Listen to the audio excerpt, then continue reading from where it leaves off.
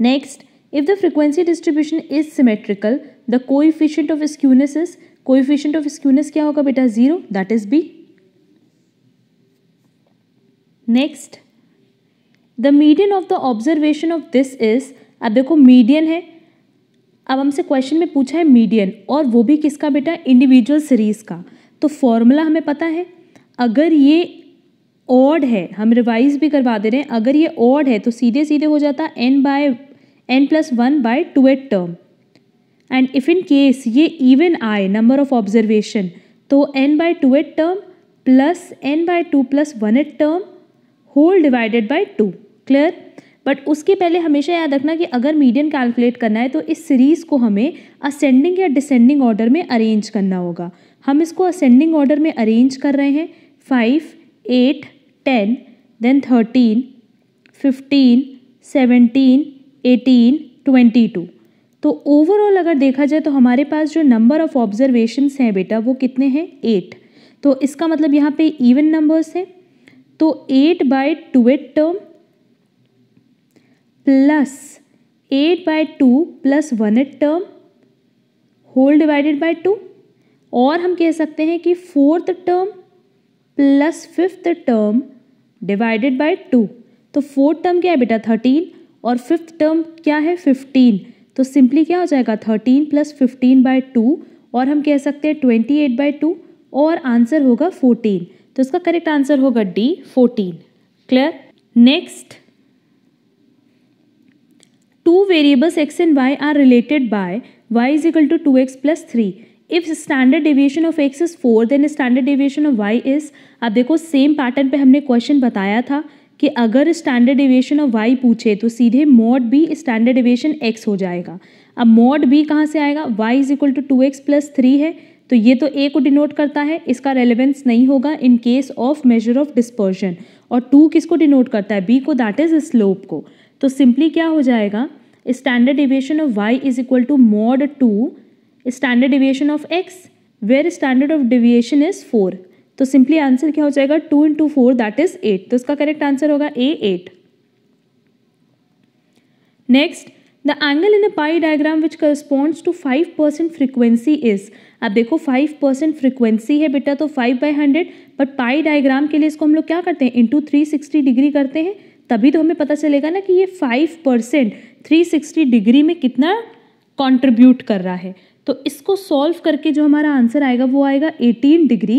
इसका मतलब 5% फ्रीक्वेंसी अगर हम लोग पाई डायग्राम पे अलॉट करें तो कितना आएगा? 18 degree, that is C. Next, a person travelled 30 kilometre at 5 kilometre per hour and again 16 kilometer at 4 kilometer per hour. The average speed in kilometer per hour is, अब देखो अगर हमसे स्पीड पूछा है तो स्पीड मतलब क्या? सिंपली टोटल डिस्टेंस ट्रैवल्ड, कि आपने जितनी डिस्टेंस ट्रैवल की है divided by total time taken, यही होता है इसका फॉर्मूला। अब अगर हम लोग बात करें बेटा डिस्टेंस की तो ओवरऑल 30 किलोमीटर्स प्लस 16 किलोमीटर्स, तो 46 किलोमीटर हम लोग ट्रैवल किए हैं। बट कितना टाइम लगा है वो भी देख लेते हैं। देखो क्वेश्चन में हमसे कह रहा है सबसे पहले कि जब हम 30 किलोमीटर ट्रैवल किए ना तो हर एक घंटे में हम कितना किलोमीटर ट्रैवल करें? 5 किलोमीटर। तो सिंपली अगर हम लोग 30 डिवाइडेड बाई 5 कर दें तो हमें पता चल जाएगा कि हमने कितना घंटा ट्रैवल किया है। अगेन यहाँ पे भी देखो 16 किलोमीटर ट्रैवल किया है किस स्पीड से? 4 किलोमीटर पर आवर से। तो 16 डिवाइडेड बाय 4 अगर कर दे तो हमें ये पता चल जाएगा कि हमने कितने आवर्स ट्रैवल किया है 16 किलोमीटर कवर करने के लिए। तो टोटल टाइम कितना हो गया बेटा? 6 hour plus 4 hours, that is 10 hours. तो सिंपली डिस्टेंस कितना था? 30 किलोमीटर प्लस 16 किलोमीटर, और divided by total time taken कितना था? 6 आवर्स प्लस 4 आवर्स। तो ये हो जाएगा 46 किलोमीटर डिवाइडेड बाय 10 आवर्स, और हम कह सकते हैं 4.6 किलोमीटर पर आवर, कि एक घंटे में कितना ट्रैवल करेंगे? 4.6 किलोमीटर। तो इसका करेक्ट आंसर होगा B, 4.6। Clear? Next, find the mean of the combined sample. अब देखो ये कंबाइंड सैंपल की बात कर रहा है, मतलब कंबाइंड मीन की बात कर रहा है। ये सैंपल मीन, ये तो सबका मीन दिया हुआ है और ये सैंपल साइज दिया, मतलब नंबर ऑफ ऑब्जर्वेशन। तो जो हमने पढ़ा है कंबाइंड मीन, उसको हम लोग कैपिटल X से डिनोट करते थे और फॉर्मूला क्या था, N1 mean 1 plus N2 mean 2 whole divided by N1 plus N2, यही था ना। बट क्योंकि हमारे पास यहाँ 3 ऑब्जर्वेशन है बेटा, तो यहाँ एक और चीज़ बढ़ा देंगे, N3 mean 3 plus N3।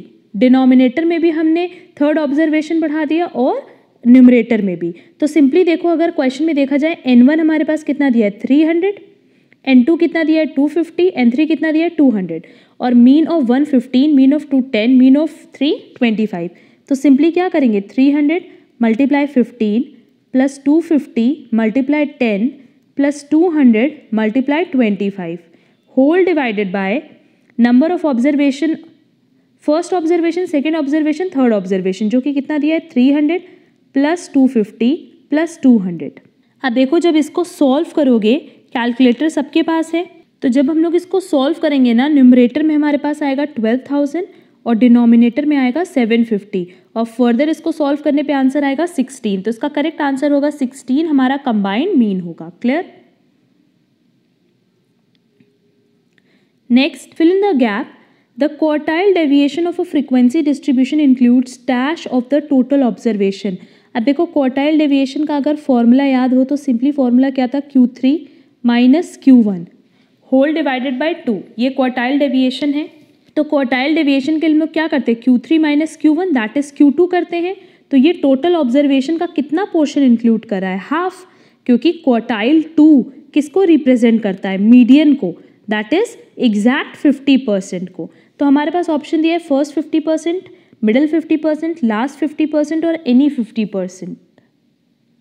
But obvious middle 50% that is B. अब क्योंकि ये Q2 को रिप्रेजेंट कर रहा है दैट इज मीडियन को, तो ये किसको रिप्रेजेंट कर रहा है बेटा, एग्जैक्ट 50% को, जो एग्जैक्ट मिडिल वैल्यू है। तो इसका करेक्ट आंसर होगा B, middle 50%। Next, given sample size दिया 10, sum of square of differences between two sets of rank is 20। मतलब सिंपली क्या दिया है, summation of D square is equal to 20। Sum of square of difference, D किसको denote करता है, difference को, between two set of ranks. Basically हम लोग किसकी बात कर रहे हैं, रैंक कोरिलेशन ऑफ कोएफिशिएंट की। क्लियर? तो इसका फॉर्मूला क्या था, रैंक कोरिलेशन कोएफिशिएंट का 1 minus 6 summation d square divided by n square minus 1। अब देखो 1 माइनस 6 समेशन डी स्क्वायर कितना दिया है बेटा 20 और नंबर ऑफ ऑब्जर्वेशन कितना दिया है 10, तो 10 का स्क्वायर माइनस 1। अब इसको जब हम लोग सॉल्व करेंगे तो हमारे पास करेक्ट आंसर आ जाएगा। देखो हम इधर सॉल्व कर रहे हैं, 1 माइनस 120 तुम लोग को कैलकुलेटर से सॉल्व करना है सीधे सीधे, डिवाइडेड बाय 990। इसको फर्दर सॉल्व करके जो वैल्यू आ रही है वो आ रही है 0.1212। बस इसको 1 से माइनस कर दो, हमारे पास आंसर आएगा 0.8787। तो इसको हम लोग कैसे लिख सकते हैं, राउंड ऑफ करके 0.88, तो करेक्ट आंसर हो जाएगा सी 0.88। वैसे सबके पास कैलकुलेटर है, कैलकुलेटर एग्जाम में अलाउड है, तो सॉल्व करने में दिक्कत नहीं होगी। चलेंगे नेक्स्ट क्वेश्चन पे। Next, find the arithmetic mean of first 10 odd numbers. अब देखो 10 ऑड नंबर्स है जो 2 से डिविजिबल ना हो, तो ऑड क्या हो जाएगा, सिंपली हम लोग को मीन निकालना है, 1 3 5 7 9 11 13 15 17 19 एंड होल डिवाइडेड बाय 10। यही फॉर्मूला है बेटा मीन का, summation of x divided by n, यही फॉर्मूला है। बस सीधे हम लोग फॉर्मूले पे वैल्यू पुट कर देंगे, तो ये आएगा 100 डिवाइडेड बाय 10 और हम लोग सीधे सीधे कह सकते हैं 10, तो करेक्ट आंसर होगा सी 10। Next, find the geometric mean. अभी देखो हमने ऊपर बताया था, तो सीधे सीधे हम इस पे फॉर्मूले के एप्लीकेशन कर रहे हैं, 6 × 3 × 3 × 24। और हम लोग इसको कैसे लिख सकते हैं, 3 × 2 × 3 × 3। अब ये देखो 24 का अगर हम लोग एलसीएम निकाले तो कितना आ जाएगा, 3 8 3 = 24, 2 4 = 2 2 2 1, 3 × 2 का पावर 3 है ना। तो जो बेस सेम है उसका पावर ऐड कर दो और ये देखो इसका बेस सेम है तो इसका भी पावर ऐड कर देंगे, तो सिंपली क्या हो जाएगा 3 to the power 4, 2 to the power 4 and 1/4 लिख सकते हैं इस तरीके से। और हम लोग इसको फर्दर कैसे लिख सकते हैं, 3 to the power 4 divided by 4, 2 to the power 4 divided by 4, और हमारे पास क्या बच जाएगा, ये तो कट जाएगा पावर, 3 इंटू 2 दैट इज 6। तो इसका करेक्ट आंसर होगा C 6। Next, 2 events A and B are independent if probability of A into B, independent बोला है ना, जब इंडिपेंडेंट की बात होगी तो करेक्ट आंसर क्या होगा C P probability of A into probability of B। Next, 2 variables x and y are related by this. If mean and standard deviation of x are 9 and 3 respectively, then coefficient of variation of y is। हमसे question में क्या पूछा है बेटा, coefficient of variation पूछा है, पर किसका, y का। तो इसका सीधे सीधे फॉर्मूला क्या होगा, standard deviation of y divided by mean of y into 100। और क्या हमारे पास क्वेश्चन में स्टैंडर्ड डेविएशन ऑफ y दिया है, नहीं, हमारे पास क्वेश्चन में स्टैंडर्ड डेविएशन ऑफ x दिया है, कितना, 3। हमारे पास क्वेश्चन में मीन ऑफ y भी नहीं दिया है, बल्कि मीन ऑफ x दिया हुआ है। देखो मीन दिया है किसका, x का, 9। क्लियर। अब यहाँ पे हम लोग सीधे सीधे प्रॉपर्टी का एप्लीकेशन करेंगे, क्योंकि हमारे पास लाइन इक्वेशन दिया है y is equal to 4x plus 4। हमने पहले भी बताया था कि स्टैंडर्ड डेविएशन में, दैट इज डिस्पर्जन के केस में, हम लोगों को ओरिजिन से मतलब नहीं होता बल्कि स्केल से मतलब होता है। तो standard deviation of y is equal to क्या हो जाएगा, mod 4 स्टैंडर्ड डेविएशन x, और हम कह सकते हैं 4 into standard deviation of x कितना है, 3, तो हमारे पास स्टैंडर्ड डेविएशन ऑफ y आ जाएगा 12। वैसे ही जब हम लोग दोबारा ये इक्वेशन यूज़ करेंगे किसके लिए बेटा, mean of y find out करने के लिए, तो हमने ऊपर बताया था कि सेंट्रल टेंडेंसी के केस में अगर हम लोग बात कर रहे हैं मतलब मीन मीडियन मोड में, तो हम लोगों के लिए ओरिजिन भी मैटर करता है और स्केल भी। मतलब अगर हम इसको मीन मान लें तो इसको भी मीन मानेंगे, तो 4 इंटू मीन ऑफ x कितना है, 9 प्लस 4, तो दैट इज 36 प्लस 4, और ये कितना हो गया, 40। क्लियर। अब बस फॉर्मूले पे वैल्यू पुट कर देंगे। स्टैंडर्ड डेविएशन ऑफ y कितना है, 12, मीन ऑफ y कितना आया, 40, मल्टीप्लाई बाय 100। जब हम इसको सॉल्व करेंगे ना बेटा, तो हमारे पास जो आंसर आएगा वो आएगा 30%, A 30%। तो coefficient of variation of y क्या कितना हो जाएगा, 30%। Next, 50th percentile is equal to, मतलब 100 परसेंटाइल होता है बेटा ओवरऑल। अगर ये कह रहा है कि 50 परसेंटाइल कितना होगा, तो नो डाउट ये किसके बराबर होगा, मीडियन के बराबर होगा। क्योंकि इसका हाफ की बात कर रहे हैं तो वो किसको डिनोट करेगा, मीडियन को। तो करेक्ट आंसर होगा A, median.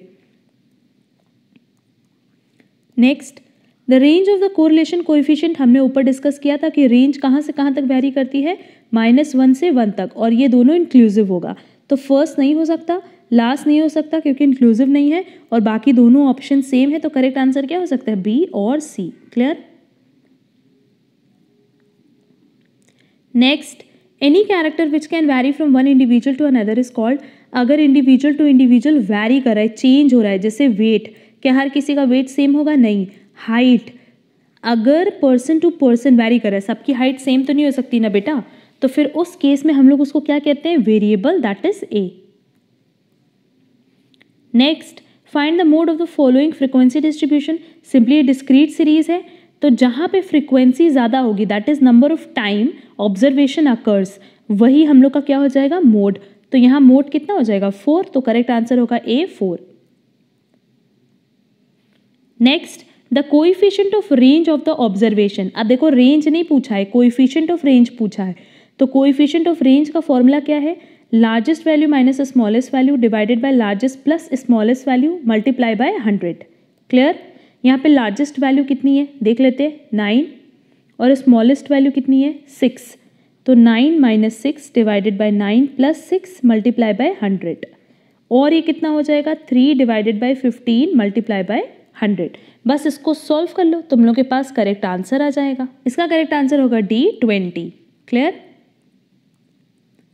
Next, which of the following is a discrete variable. अब देखो हमेशा तुम लोग को कन्फ्यूजन होता है डिस्क्रीट वेरिएबल में और कॉन्टिन्यूस वेरिएबल में। हमेशा याद रखना, वैसे तो हमने अपनी इस पे क्लास भी अपलोड की हुई है, फर्स्ट चैप्टर की हमने पूरी डिटेल क्लास डिस्कस की है रिलेटेड टू स्टैटिस्टिक्स। अगर वो क्लास आपने नहीं की है तो उसकी लिंक हम आपको डिस्क्रिप्शन बॉक्स में प्रोवाइड कर देंगे। स्टैटिस्टिकल डिस्क्रिप्शन ऑफ डेटा पे हमने पूरा क्लैरिफिकेशन दिया है, पूरा हमने उस चैप्टर को डील किया है विद MCQs। जितने भी इंस्टीट्यूट की मैथ में MCQs है वो हमने पूरे डील किए हैं। बट स्टिल हम यहाँ बताते हैं कि कॉन्टिन्यूस वेरिएबल हम लोग तब यूज़ करते हैं ना बेटा, जब हमारे पास जो वेरिएबल है वो काउंटेबल ना हो, काउंटेबल ना हो या कह लो इनफाइनाइट हो, मतलब उसकी कोई लिमिट ना हो। क्लियर? बट अगर हम लोग डिस्क्रीट वेरिएबल की बात करते हैं तो डिस्क्रीट वेरिएबल कहीं ना कहीं कैलकुलेट किया जा सकता होगा। तो देखो हमारे पास ऑप्शन दिया है weight of a new born baby. अब अगर हम लोग वेट की बात करेंगे तो ये इन्फाइनाइट नंबर तक जा सकता है, क्योंकि वेट है, वेट कुछ भी हो सकता है, 4.2 हो सकता है, 2.4 हो सकता है, 1.2 हो सकता है, 2.1 हो सकता है। तो क्या ये फाइनाइट हो सकता है? नहीं, ये इनफाइनाइट है और ये काउंटेबल भी नहीं है। इसका मतलब ये क्या है? Continuous series. Age of a person of his last birthday, तो ये भी तुम्हारा काउंटेबल नहीं है, ये भी कुछ भी हो सकता है, 1 2 3 4 5 6 7 8 9 10। तो ये भी कैसी सीरीज हो गई? ये भी कैसा वेरिएबल हो गया? Continuous variable. Maximum daily temperature in last August. अब देखो अगस्त में टेम्परेचर भी कुछ भी हो सकता है, 40 डिग्री भी हो सकता है, तो 42 डिग्री भी हो सकता है, 41 डिग्री भी हो सकता है। तो क्या ये काउंटेबल है? नहीं, इन्फाइनाइट है। ये भी कैसा वेरिएबल हो गया? Continuous variable. And last is time spent in previous month in browsing internet. ये इंटरेस्ट नहीं होगा बेटा, ये इंटरनेट है। कह रहा है कि अगर हमने देखा प्रीवियस मंथ में हमने कितना टाइम स्पेंड किया ब्राउजिंग इंटरनेट, तो भाई अब एक पर्टिकुलर मंथ की बात हो रही है, ये इनफाइनाइट नहीं है, फाइनाइट है, बहुत ही ईजिली इसको कैलकुलेट किया जा सकता है। तो इसका मतलब फोर्थ वाला जो हमारा वेरिएबल है वो कौन सा वेरिएबल है? Discrete variable. तो इसका करेक्ट आंसर होगा सी, फोर्थ। क्लियर? एंड क्योंकि डिस्क्रीट वेरिएबल पूछा था तो करेक्ट आंसर होगा सी। बाकी तीनों ही वेरिएबल किस तरह का वेरिएबल है बेटा? Continuous. Next, find the missing frequency given the total frequency is 100। अब देखो रिलेटिव फ्रीक्वेंसी का फॉर्मूला हमने पहले भी डिस्कस किया हुआ है। जब हमने फर्स्ट चैप्टर डिस्कस किया था तभी हमने ये टॉपिक डिस्कस किया था कि फ्रीक्वेंसी, रिलेटिव फ्रीक्वेंसी मतलब जो क्लास की फ्रीक्वेंसी है डिवाइडेड बाय टोटल फ्रीक्वेंसी। अब देखो क्वेश्चन में हमारे पास रिलेटिव फ्रीक्वेंसी दिया है, हमारे पास क्वेश्चन में टोटल फ्रीक्वेंसी दिया है। हमें इस क्लास की फ्रीक्वेंसी कैलकुलेट करनी है। तो पहले अगर हमारे पास रिलेटिव फ्रीक्वेंसी है तो हम हर क्लास की फ्रीक्वेंसी निकाल लें। फ्रीक्वेंसी कितनी आनी चाहिए? टोटल 100। तो इसका मतलब जो बैलेंस बचेगी वो इसकी फ्रीक्वेंसी हो जाएगी। क्लियर? देखो एक का हम बता रहे हैं, अगर इसकी रिलेटिव फ्रीक्वेंसी बेटा 0.2 है तो 0.2 is equal to class frequency नहीं पता, डिवाइडेड बाय टोटल फ्रीक्वेंसी 100। तो इसकी क्लास फ्रीक्वेंसी कितनी हो जाएगी? मल्टीप्लाई कर दो 20। तो इसका मतलब इसकी फ्रीक्वेंसी हो गई 20। वैसे ही 12-14 की फ्रीक्वेंसी हो जाएगी 30, 16-18 की फ्रीक्वेंसी हो जाएगी 20 और 18-20 की हो जाएगी 10। तो ओवरऑल हमारी फ्रीक्वेंसी कितनी आनी चाहिए? 100। तो ये 50 और ये 30, तो टोटल फ्रीक्वेंसी कितनी आई? 80 और आनी कितनी चाहिए? 100। इसका मतलब इसकी टोटल इसकी क्लास फ्रीक्वेंसी कितनी होगी? 20। तो करेक्ट आंसर हो जाएगा सी, 20।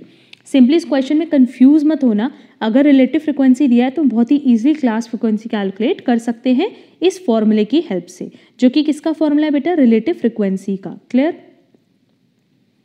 नेक्स्ट देखो, नेक्स्ट क्वेश्चन में बोला if the mean of 2x minus 10 is 40, the mean of 3x plus 5 is, देखो मीन कितना दिया है? 40 दिया है। तो 2x माइनस 10 इसका मीन कितना दिया है? 40। तो इसका मतलब 2x is equal to 40 plus 10, और हम कह सकते हैं x is equal to 25। Clear? अब हमसे कह रहा है the mean of this is, अब इसका मीन निकाला है जहाँ पे 3x प्लस 5 दिया है। तो x की वैल्यू तो अभी हमने निकाली ना 25 प्लस 5, इसको सॉल्व कर लो, हमारे पास मीन आ गया 80। तो करेक्ट आंसर होगा D, 80। Next, if for two mutually exclusive and exhaustive event A and B, probability B is equal to 2 probability A, then probability A is, देखो जब mutually exclusive and exhaustive event है तो simply formula क्या apply होगा? Probability of A बस plus probability of B is equal to 1। तो हमारे पास प्रोबेबिलिटी ऑफ B की वैल्यू दी हुई है, तो हम लोग सीधे सीधे क्या करेंगे? प्रोबेबिलिटी ऑफ B की वैल्यू पुट कर देंगे, इज इक्वल टू 1। अब देखो ये यहाँ पे ये 1 हो जाएगा, ठीक ना? तो 3 probability of A is equal to 1 और probability of A is equal to कितना हो जाएगा बेटा? 1/3, क्योंकि यहाँ पे भी प्रोबेबिलिटी ऑफ A था, यहाँ पे भी प्रोबेबिलिटी ऑफ A था, तो इसको हमने ऐड कर दिया। तो सिंपली हमसे क्वेश्चन में प्रोबेबिलिटी ऑफ A पूछा था, तो करेक्ट आंसर क्या हो जाएगा? D, 1/3। Next, for two variables x and y measured from their respective means, मतलब यहाँ x किसको डिनोट कर रहा है बेटा, x माइनस मीन को, एंड y किसको डिनोट कर रहा है, y माइनस मीन को। Clear? The following data are given, sum of product of x and y is equal to 60। Sum of product मतलब समेशन किसका, x एंड y का, तो बेसिकली किसको डिनोट करा है, deviation of x, deviation of y के product का sum जब कर रहे हैं तो कितना आ रहा है, 60। Again sum of square of x is equal to 120, तो ये x नहीं, मतलब बेसिकली किसको डिनोट कर रहा है, डेविएशन के स्क्वायर को 125। और again sum of square of y दिया हुआ है, तो y के डेविएशन को ये डिनोट करा है कितना, 80। क्लियर? हमसे क्या फाइंड आउट करने बोला है, कोरिलेशन कोएफिशिएंट। सेम हमने फॉर्मूला ऊपर बताया था कि अगर r का with the help of Karl Pearson हम लोग फॉर्मूला अप्लाई करें तो summation dx dy divided by under root summation dx का स्क्वायर इंटू dy का स्क्वायर, ये हमने फॉर्मूला ऊपर बताया था, है ना। तो बस हमारे पास वैल्यूज़ दी है, सीधे सीधे हम r का कैलकुलेशन करें, 60 divided by under root 125 multiply by 80, बस इसको सॉल्व करते हमारे पास आंसर आ जाएगा। तो ये आ रहा है 60 डिवाइडेड बाय 100 और इसका करेक्ट आंसर हो जाएगा 0.6, that is B. Clear? Next, the geometric mean of 3 observation 2, 4 and x is 4। The geometric mean of x and 36 is, अब देखो इसका तो हमने फॉर्मूला ऊपर बताया है, तो ज्योमेट्रिक मीन की वैल्यू दी है 4, 3 under root 2 multiply 4 multiply x, ये दिया हुआ है हमारे पास। अब देखो 4 इज इक्वल टू क्या हो जाएगा, 2 का यहाँ पे पावर 1 है और यहाँ 2 का पावर कितना हो जाएगा, स्क्वायर, तो 2 का पावर क्यूब इंटू एक्स का पावर 1/3 लिख सकते हैं ऐसे। और हम लोग क्या लिख सकते हैं बेटा, 4 is equal to 2 to the power 3 multiply by 1/3 x to the power 1/3, ये कट जाएगा। 4 इज इक्वल टू क्या रह जाएगा, 2 एक्स टू द पावर 1/3, और हम कह सकते हैं x to the power 1/3 is equal to 2, क्योंकि ये कट जाएगा, है ना। अब क्या करो, क्यूबिंग बोथ साइड, अगर बोथ साइड क्यूब कर दें तो ये हो जाएगा 3/3 और ये हो जाएगा 2 टू द पावर 3, कट जाएगा। x इज इक्वल टू क्या हो जाएगा, 2 2 4 4 2 8। क्लियर?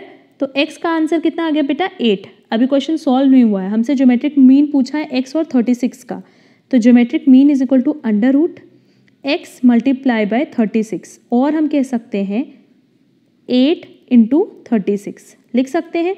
अब देखो 8 इंटू 36 का सीधे सीधे अगर हम लोग एलसीएम ले लें तो इसका तो हो जाएगा 2 टू द पावर 3 और 36 का कितना हो जाएगा, 2 18 2 9 3 1, तो 2 का पावर स्क्वायर और 3 का पावर स्क्वायर। क्लियर? अब देखो ये वैल्यू आई ना, अब सिंपली हम लोग क्या करेंगे, geometric mean is equal to 2 का पावर स्क्वायर 2 का पावर स्क्वायर 2 और 3 का पावर स्क्वायर होल पावर 1/2। तो देखो ये हो जाएगा, इस तरीके से लिख सकते हैं, ये कट जाएगा, ये बचा 2 2 4 4 3 12, और यहाँ पे देखो इसके लिए मेरे पास कोई ऑप्शन नहीं, तो इसको हम कैसे लिखेंगे, अंडर रूट 2। क्लियर? तो इसका करेक्ट आंसर हो जाएगा B, 12 under root 2। Next, for 10 values of a variable x it is given that summation u दिया है, समेशन u स्क्वायर दिया है, where u is equal to this. The standard deviation of x is, देखो again हमने बताया ऊपर कि अगर हमें स्टैंडर्ड डेविएशन ऑफ x निकालना है तो सिंपली हमें मॉड b और स्टैंडर्ड डेविएशन ऑफ u की वैल्यू चाहिए। क्लियर? क्योंकि देखो यहाँ पे y नहीं दिया, ये इक्वेशन पे अगर तुम लोग देखो तो y के फॉर्म में नहीं दिया बल्कि x और u के फॉर्म में दिया है, कोई दिक्कत नहीं है।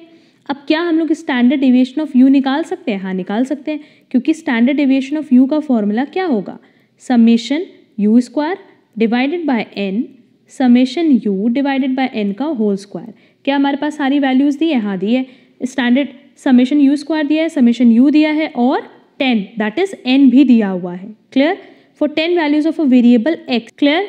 तो देखो सिंपली हम लोग क्या करेंगे, स्टैंडर्ड डेविएशन ऑफ u सबसे पहले निकाल लें बेटा, 290 divided by 10 minus 20 divided by 10 का होल स्क्वायर। अब देखो इसको सॉल्व करने पे कितना आएगा, 29 माइनस 4 और अंडर रूट 25 और 5, तुम लोग पास कैलकुलेटर है, तुरंत कैलकुलेटर से कैलकुलेट कर लेना। तो स्टैंडर्ड डेविएशन ऑफ u कितना आ गया, 5। अब इस इक्वेशन को देखो, u is equal to x minus 100 divided by 10 और 10u is equal to x minus 100 और x is equal to 10u plus 100 लिख सकते हैं बेटा। हम लोगों को पता है कि अगर हम लोग standard deviation that is dispersion की बात करें तो हमारे लिए ओरिजिन मैटर नहीं करता, हमारे लिए सिर्फ ये इक्वेशन मैटर करेगा।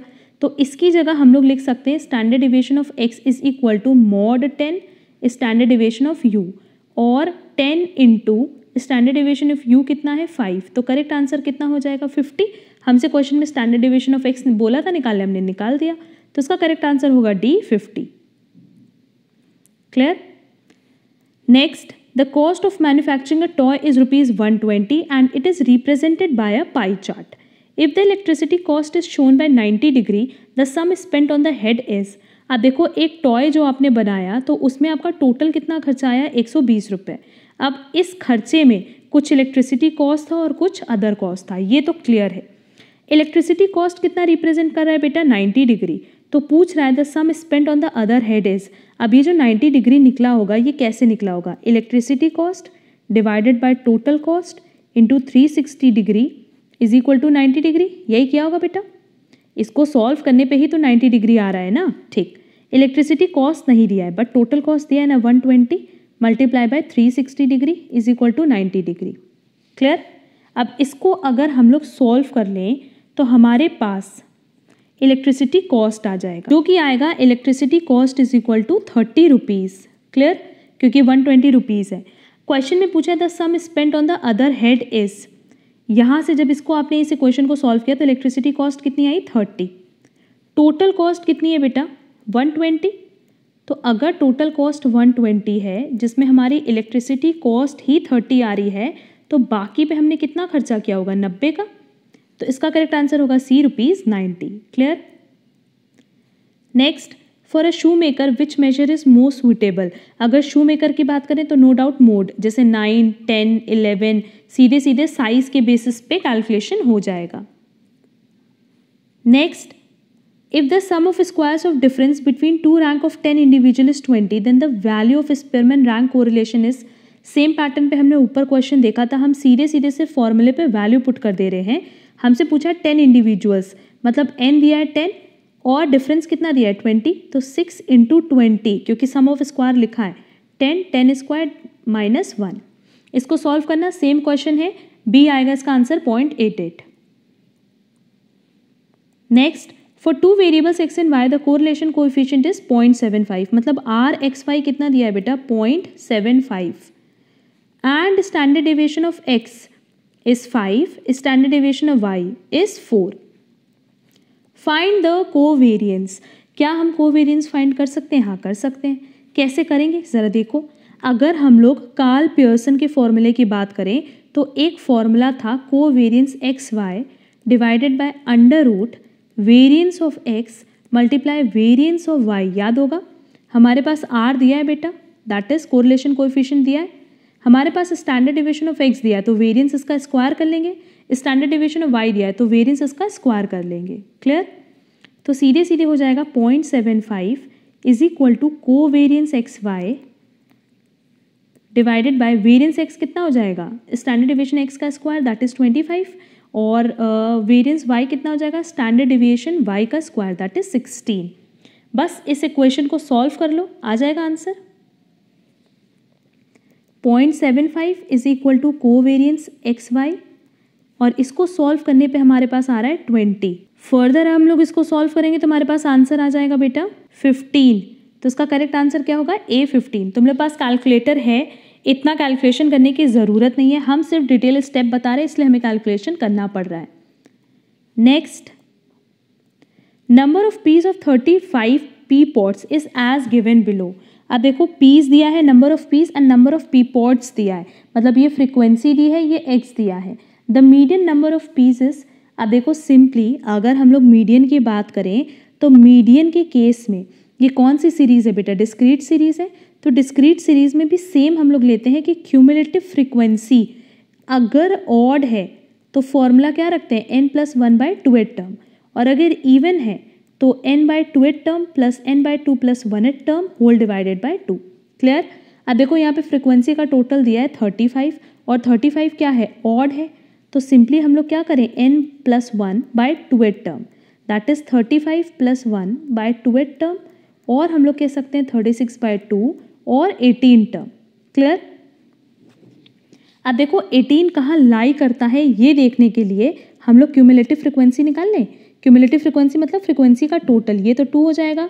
फिर यहाँ पे क्या होगा 2 + 3 5, ऊपर से बस 8 करना है। 2 + 3 + 10 15, 15 + 12 कितना हो जाएगा 27, 27 + 5 कितना हो जाएगा 32, 32 + 3 कितना हो जाएगा 35, और वही टोटल मेरे पास 35 दिया है। क्लियर? अब देखो जो मेरे पास वैल्यू आई थी मीडियन की वो कितनी आई थी 18th टर्म, और 18 टर्म कहाँ लाई कर रहा है बेटा, यहाँ लाई कर रहा है। देखो क्यूमुलेटिव फ्रीक्वेंसी में यहाँ लाई कर रहा है ना, तो मीडियन कितना होगा 4, तो करेक्ट आंसर हो जाएगा A 4। क्लियर? सिर्फ फॉर्मूले का एप्लीकेशन है। अब देखो सबसे इंपॉर्टेंट क्वेश्चन है ये 52, कह रहा है daily wages of 30 workers of a factory are reported as follows. अच्छा, आगे कह रहा है there are only 5 workers in the minimum range of wages 100 to 120, मतलब 5 वर्कर ऐसे हैं जिनको कम से कम कितना मिलेगा 100 से 120। अब देखो यहाँ पे जो हमारे पास ऑप्शन दिया है इसमें सारे ऑप्शन में ये 5 दिया है, इसका मतलब कम से कम 5 लोगों को कितना मिल रहा है 100 से 120 के बीच में। अच्छा, आगे कह रहा है whereas 10 workers are in the maximum range of 160 to 180। 160 to 180 कितने लोगों को मिल सकता है मैक्सिमम 10 को।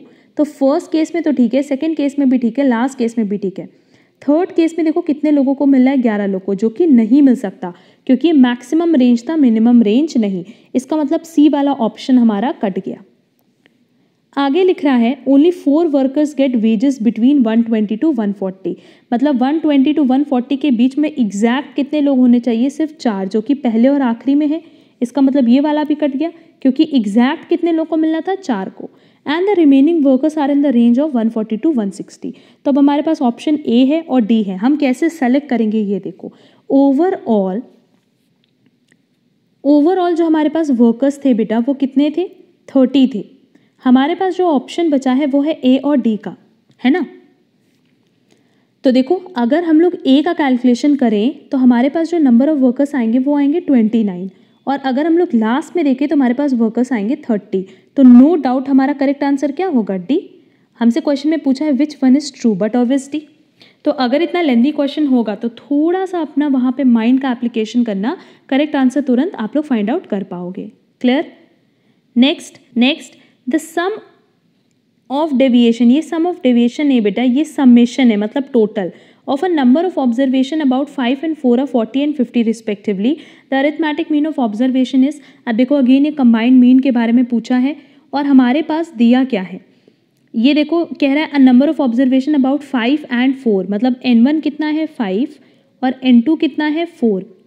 अब समेशन दिया है कितना 40 and 50, मतलब समेशन ऑफ 1 ले लो 40 और समेशन ऑफ 2 ले लो 50। हमें क्या चाहिए होता है बेटा, मीन ऑफ 1 चाहिए होता है और मीन ऑफ 2 चाहिए होता है। तो मीन कितना निकल जाएगा 40 डिवाइडेड बाई 5 दैट इज 8, और मीन ऑफ 2 कितना निकल जाएगा 50 डिवाइडेड बाई 4 दैट इज 12.5। तो सिंपली हम लोग कंबाइंड मीन निकाल सकते हैं, n1 multiply by mean 1 plus n2 multiply by mean 2 whole divided by n1 plus n2। देख लेते हैं कितना आ रहा है सॉल्व करके। इसको सॉल्व करने पे जो हमारी वैल्यू आ रही है वो आ रही है 10, तो इसका करेक्ट आंसर हो जाएगा B 10। The mean of the following frequency distribution is, हमसे क्या पूछा है बेटा, मीन पूछा है, और मीन के लिए हमें पता है कि सिंपली हम लोग क्या कर सकते हैं summation F x divided by summation x. But क्या यहाँ पे फ्रीक्वेंसी दी है, हाँ दी है। देखो 4 + 6 10 + 5 15, बट टोटल फ्रीक्वेंसी भी तो दी है 20, इसका मतलब इसकी फ्रीक्वेंसी कितनी होगी 5 होगी। तो सिंपली हम लोग क्या करें समेशन एफ एक्स निकाल लें, इन दोनों को मल्टीप्लाई करके ये हो जाएगा 20, हो जाएगा 42, ये हमारे पास कितना आया था, ये आया था 5, तो 9 5 45 एंड 55। तो हमारे पास फ्रीक्वेंसी का टोटल दिया है बेटा, इसका टोटल निकाल लें तो हमारे पास करेक्ट आंसर आ जाएगा। इसका टोटल आ रहा है 162। सिंपली मीन कितना हो जाएगा 162 डिवाइडेड बाई 20 और 8.1, तो इसका करेक्ट आंसर होगा डी 8.1। क्लियर है? अब देखो यहाँ पे ना तुम लोग ये कंफ्यूज हो जाते कि ये नहीं दिया है तो क्वेश्चन कैसे सॉल्व करेंगे और मीन फाइंड आउट करने लगते, बट ध्यान देना कि हमारे पास टोटल फ्रीक्वेंसी क्वेश्चन में दिया था। अब ये सब क्वेश्चन ना बेटा एग्जाम पॉइंट ऑफ व्यू से बहुत बहुत रेलेवेंट है। अगर ये क्वेश्चन आप अच्छे से प्रैक्टिस करके चले जाते हो तो नो डाउट आपको एग्जाम टाइम में कोई प्रॉब्लम नहीं होगी। इसके अलावा हम एक और क्लास स्टैटिस्टिक्स पे अपलोड करेंगे जहाँ पे हम कुछ क्वेश्चंस इंडेक्स नंबर के लेंगे एंड हम लोग एक थ्योरेटिकल डिस्ट्रीब्यूशन के भी कुछ क्वेश्चंस लेंगे। यहाँ पे हमने मैक्सिमम कवरेज की थी। इसके अलावा रिग्रेशन और कोरिलेशन के भी कुछ क्वेश्चंस, कुछ इंपॉर्टेंट क्वेश्चंस जो बेसिकली उनकी प्रॉपर्टीज़ पे बेस्ड हैं, वो भी हमें डिस्कस करने हैं। तो वो क्लास भी हम बहुत जल्दी अपलोड करेंगे। अगर पॉसिबल होगा आपके लिए तो वो क्लास आप ज़रूर करके जाना, सो दैट आपको एग्जाम में किसी भी तरह का कोई नया क्वेश्चन या नया कॉन्सेप्ट फेस ना करना पड़े। अच्छा, अगर आज की क्लास में कहीं पे भी कोई प्रॉब्लम होगी तो आप कमेंट बॉक्स में कमेंट करके ज़रूर पूछना। आज के लिए बस इतना। Thank you so much.